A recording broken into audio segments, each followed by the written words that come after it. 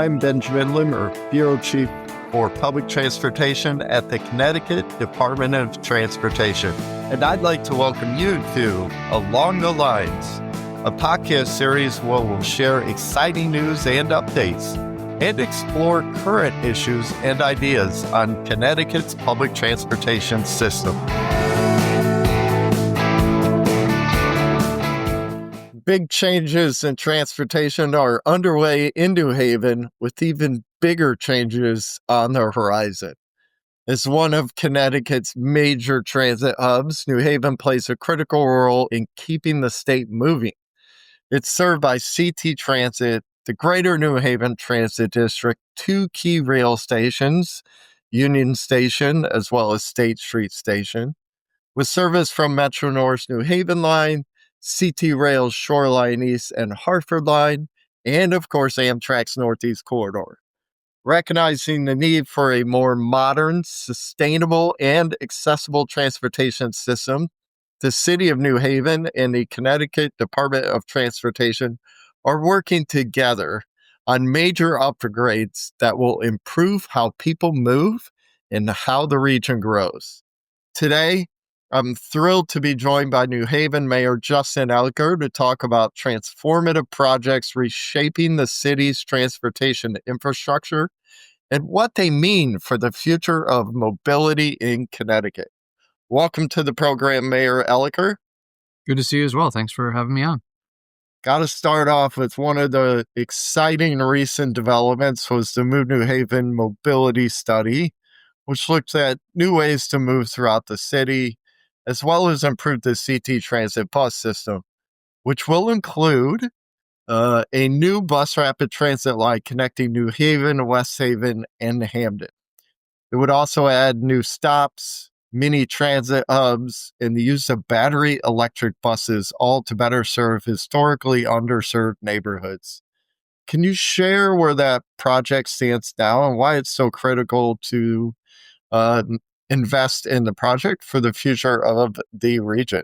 Sure. And I think it's important to first underscore that the existing CTtransit system is really strong. And it's something that, as a user of the system myself, at first I was a little bit shy about it, but I'd encourage people, if they have not hopped on a CTtransit bus, download the app. There's an app that tells you when the buses are coming, and it's super easy.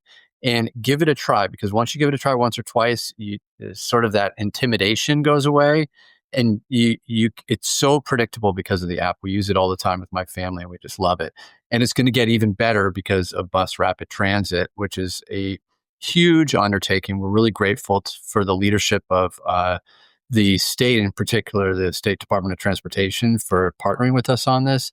Bus rapid transit is going to make bus travel in New Haven in certain areas of the city much, much faster, with fewer stops and in certain cases dedicated bus lines. And while New Haven is the highest transit mode share in the region as far as bus utilization goes, there's still 1 in 3 households that rely on some form of transportation, and it doesn't always meet everyone's needs. And so bus rapid transit is going to be along these major corridors: Dixwell, Whaley Avenue, Grand Avenue, Columbus, and it's going to get people to their locations much, much faster.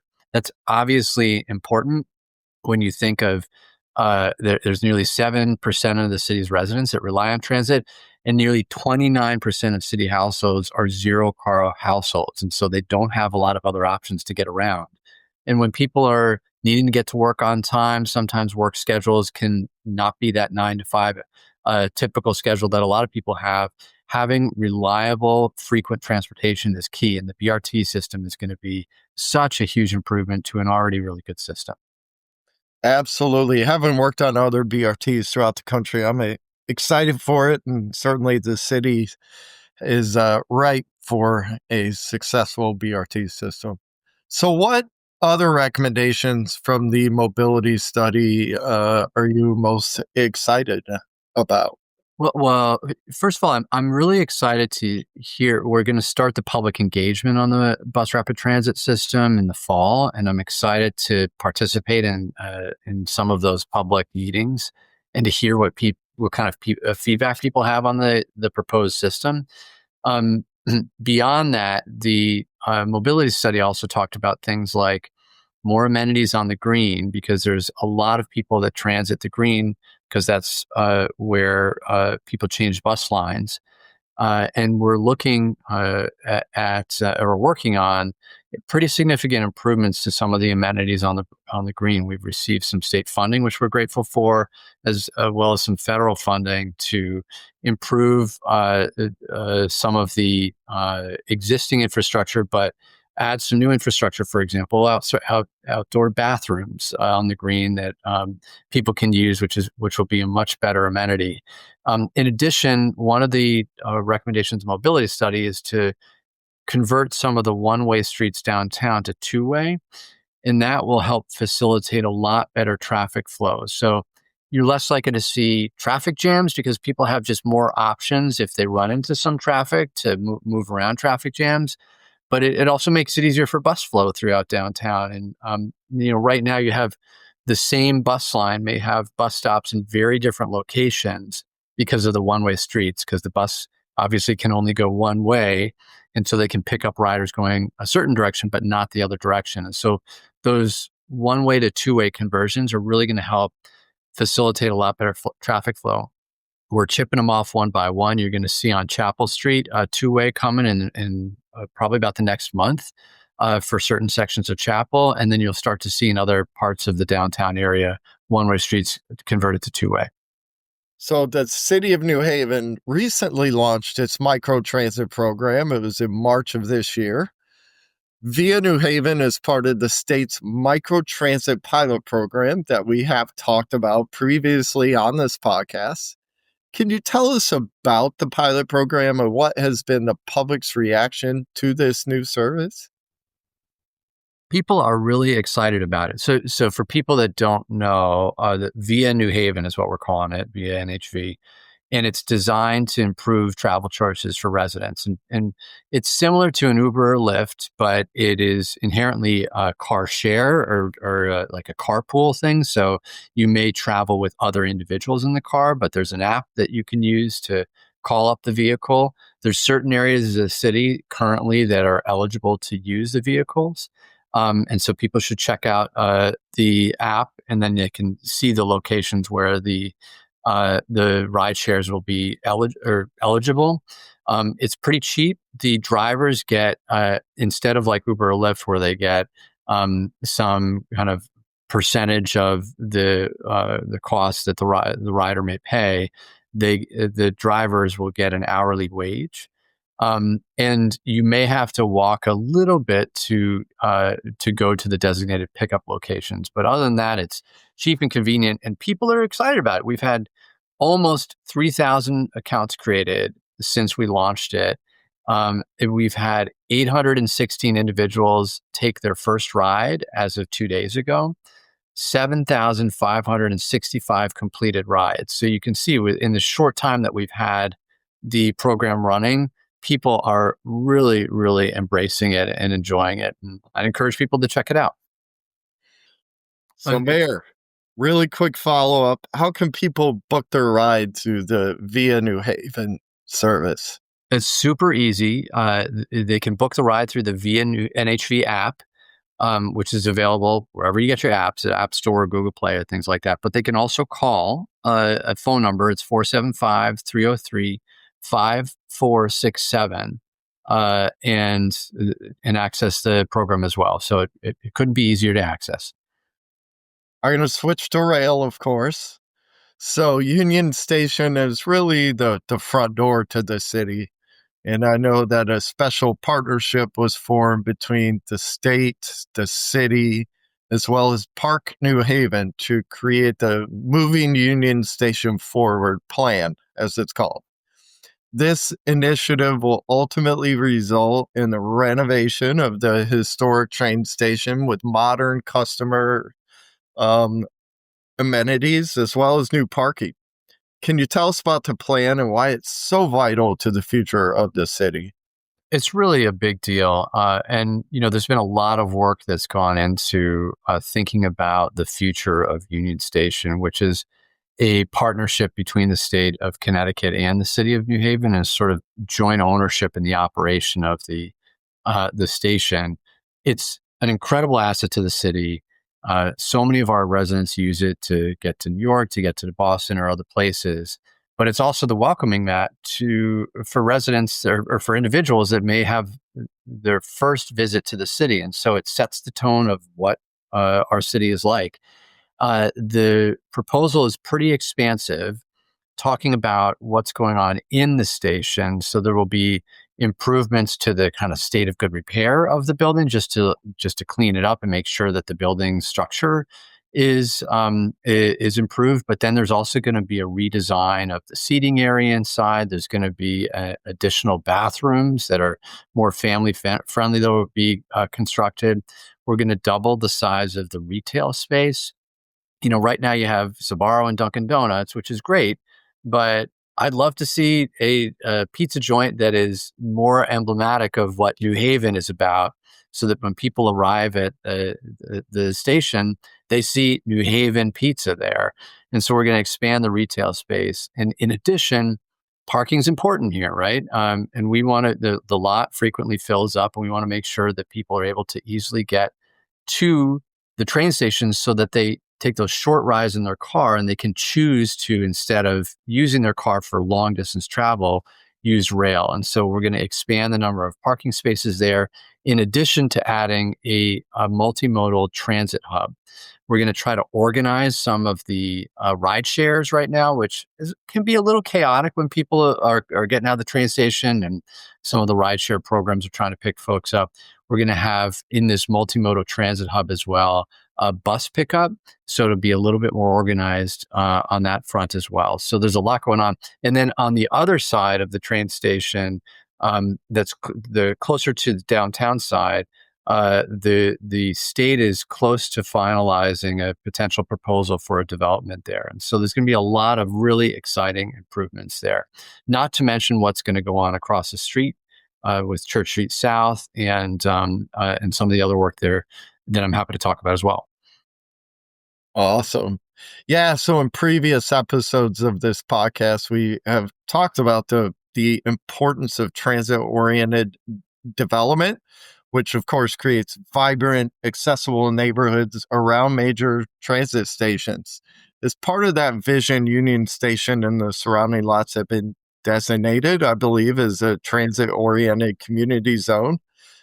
Can you tell us more about what that designation means, as well as share the city's vision for the area around Union Station? You've touched on it, but anything else you want to touch on? Yeah, so Union Station is so close to downtown, but it's not in downtown. And there's a number of things that I think are important to point out. First of all, across the street is the former Church Street South site that we're now calling Union Square. And currently it is many acres of totally vacant land. The New Haven Housing Authority purchased that land and is working collaboratively with the city to plan a huge residential development, potentially up to 2,500 units. So in the future, we will see several thousand new residents living right across the street from Union Station. That's a great thing, because it's just more opportunity for residents to choose not to have a car, because they have easy access to a train station and bus rapid transit that will go to the train station as well. So they can have many transit options without having to pay a lot of extra money for a car and to use a car. And there's a lot of different reasons, in addition to finance, but climate reasons for people to have better options than cars. But beyond that, we're trying to make that connectivity between Union Station and downtown easier. And so our plan is to have a walking paseo, if you will, that will go across the Union Square site and then all the way to downtown, so that it is much easier, opening, inviting, well lit for people to access downtown from Union Station. Right now, you have to go under an underpass on State Street. It's not a very inviting and safe feeling way to walk to downtown. And so this proposal is to improve that corridor.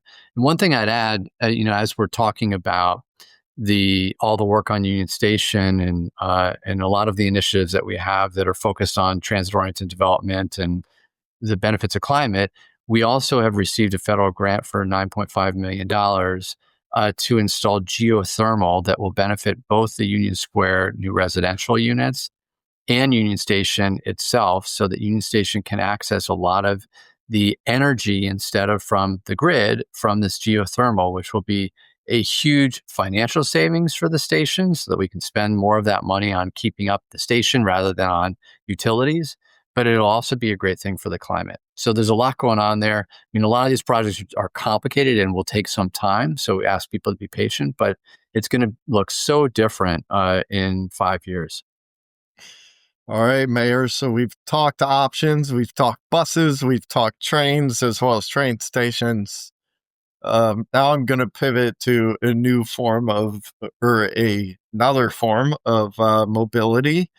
I know recently I saw New Haven open its final leg of the Farmington River Canal Trail, where I spend as many weekends as possible during the spring, summer, and fall. And you open the Water Street Cycle Track as well. These new multi-use trails represent the city's ongoing efforts, of course, to make New Haven more pedestrian and bicycle friendly. So what's unique about these trails? Why is this so important to your city?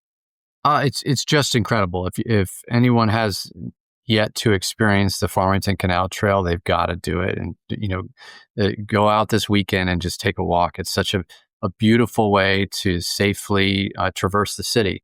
And we just completed our final portion of the Farmington Canal Trail, which was a short portion, but a very complicated portion because it went right through the core of downtown. That includes a tunnel that's pretty lengthy tunnel. And obviously, if you're in a city in a tunnel, there's a lot of work that we needed to do to make sure that it felt safe, well lit, and welcoming. And the goal was accomplished. If you look inside, it's just this beautiful. I think probably most of us would never imagine saying this, but a beautifully attractive and welcoming tunnel. You don't often think of tunnels that way, but it's such a wonderful asset, and it's the final connection in the city to get from the canal trail all the way down to Long Wharf and the water. The Water Street cycle track was just completed as well, and that was in large part thanks to some state funding and that we're very grateful for. And so when all these different separated bike trails and bike lanes will be connected and interconnected, it gives people an opportunity to feel much safer and choose to ride a bicycle. A lot of people ride on the street in New Haven, and most cars are careful, but some are not. And so having these separated bike trails is hugely helpful for people that may be vulnerable users like children or families or people that are just a little bit unsure about biking, to get them to ride safely throughout the city. And the connectivity of all these trails is important because people want to be able to get to safely to where they want to go. And so that's why we have the Farmington Canal Trail, the Water Street Cycle Track. In the near future, we're also going to have a cycle track along State Street that will connect the Farmington Canal Trail to the Water Street Cycle Track. And that's in addition to a number of other projects that we have going in the city that are related to cycling, a number of different separated cycling lanes as well that I'd be happy to talk about. But it's an exciting time in New Haven because there's just more and more options for people to get around in fun and responsible ways. Exciting to say the least. So I think that concludes the transportation portion. But Mayor, I know there's a ton going on in the city, exciting things. Is there any other news that you'd like to highlight? And, what's new in the city that you're most excited about and that you would like to share? Oh, we've got a ton going on. How long's your show? Right? Yeah. We a couple of things I just highlight is we also have the Shoreline Greenway Trail that's in the pipeline. We've received some federal funding for that, and that will connect effectively. Water Street Cycle Track will go to the Shoreline Greenway Trail and get you all the way down to Lighthouse Point. And the goal is to connect this with existing trails that will go along the shoreline all the way up to Guilford and beyond. So that's a really exciting project that's in the work. works. I'd also point out that we have new scooters that we just launched this week.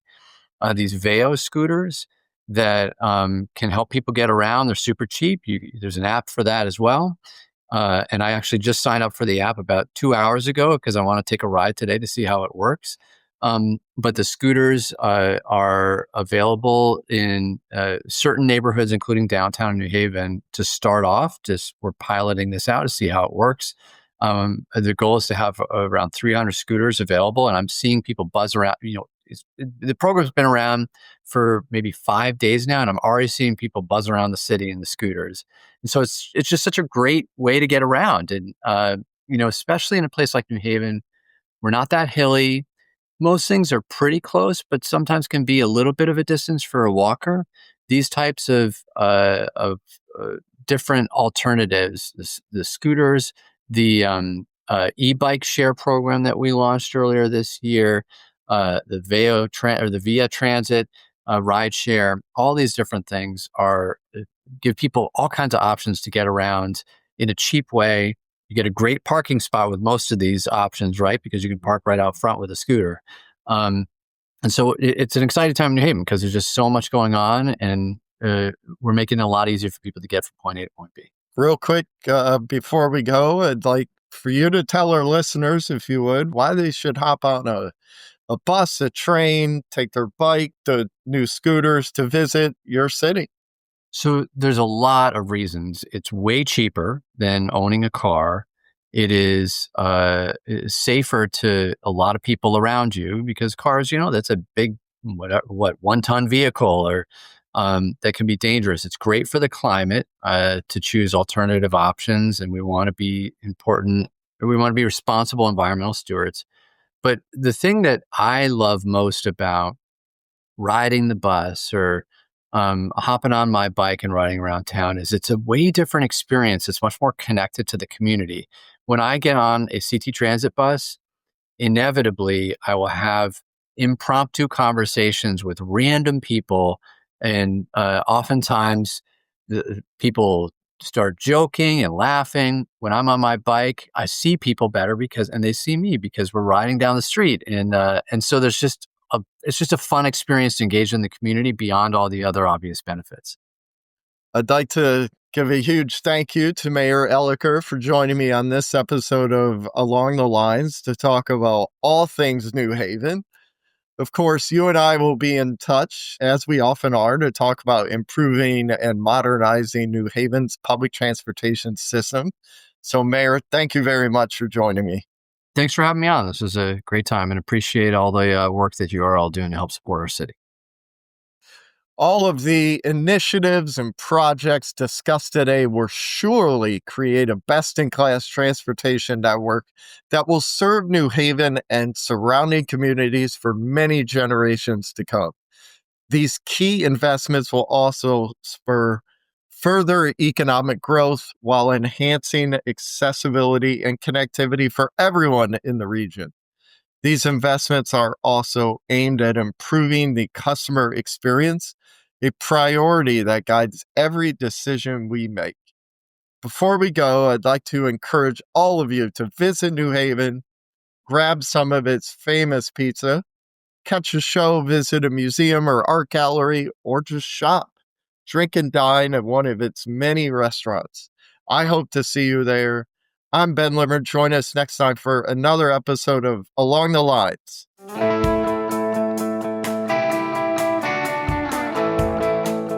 Thanks for listening to this episode of Along the Lines. This is your host, Benjamin Limmer.